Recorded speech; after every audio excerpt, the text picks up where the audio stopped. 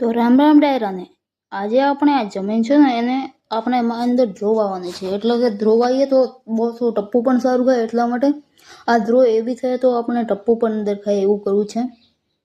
તો હવે મેં ધ્રો તો હમણાં વાય છે, પણ હવે એ ઉગે છે કે નથી ઉગતી એવી રીતે મેં ખબર પડવા મેં ખાલી થોડા 6 ગોળ કે 7 ગોળ એવા વાયા છે.